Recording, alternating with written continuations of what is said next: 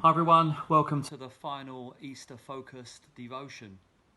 I just want to read from John chapter 20. This is where Mary encounters the risen Jesus. Jesus asked her, "Woman, why are you crying? Who is it you are looking for?" Jesus said to her, "Mary." She turned towards him and cried out in Aramaic, "Rabboni," which means teacher. Jesus said, "Do not hold on to me, for I have not yet ascended to the Father. Go instead to my brothers and tell them, I am ascending to my Father and your Father, to my God and your God." Mary Magdalene went to the disciples with the news, "I have seen the Lord." And she told them that he had said these things to her. Now Mary called Jesus Rabbi, because that was probably how she related to him predominantly, at least up to that point.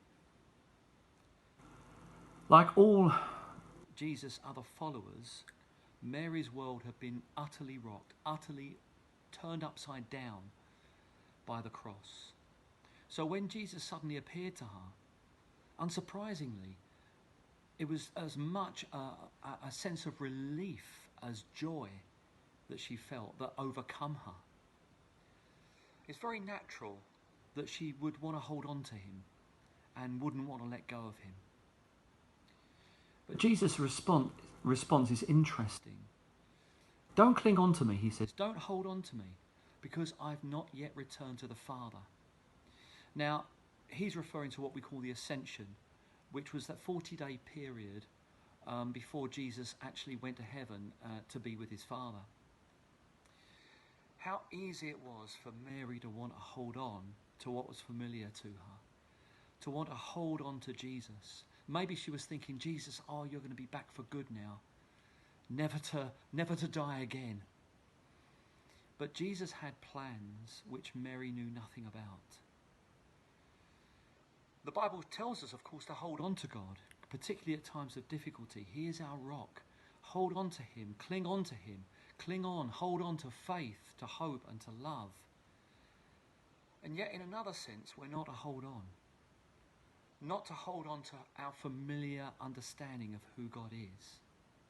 Even if that's a good thing, if it's a healthy thing, because maybe he has other plans, other things that he wants for us. And holding on to what is familiar is going to hinder us and stop us from entering into all the things that he wants for us. So what are you and I clinging on to at this time that we need to let go of?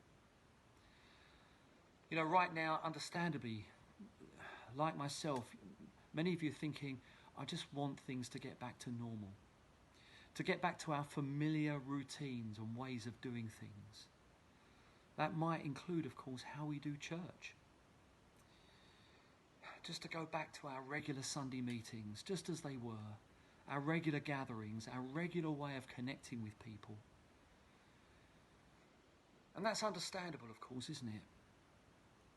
And even during this 40-day period that Jesus was on earth, the disciples were still stuck in their old mindsets. They asked Jesus during this time, "When are you going to restore the kingdom to Israel?" They were still in their old ways of thinking. But Jesus said something which must have blown their minds. He said, "You will receive power." The truth is that for Mary and the other disciples, what was familiar, what was normal, was gone and would never ever return. Now, many things will return to normal post-coronavirus. You know, we all hope that many things will get back to what they were, but not everything. Some things will change. Throughout society, some things will change. And not everything needs to get back to what it was before. This is a time for us to reassess, to re-examine our priorities as individuals, as families, about the way we do life, the things that have cluttered our lives that we realise we actually don't need. Maybe other things that we started to do and we think, actually, these need to be part of our regular routines. It's very easy, isn't it, to want to hold on to or return to our familiar understandings of who God is. how we do church, how we connect with one another. Yet Jesus said to Mary, don't cling on to me, don't hold on to me. I've other things in mind. And this is the real challenge for us as a church at the moment, apart from getting through the current crisis. Our real challenge moving forward. And every church worthy of the name church is going to be asking the same thing. What will the new normal look like? Because the old normal has gone. How do we avoid going back to our old familiar mindsets and ways of doing things? That's the challenge for us going forward, isn't it? So I throw that gauntlet out there for you guys to think about. Anyway, have a fantastic day. Look forward to joining with you with King's Heart Church tomorrow morning at 10:30 a.m. A link will be sent out to you very, very shortly.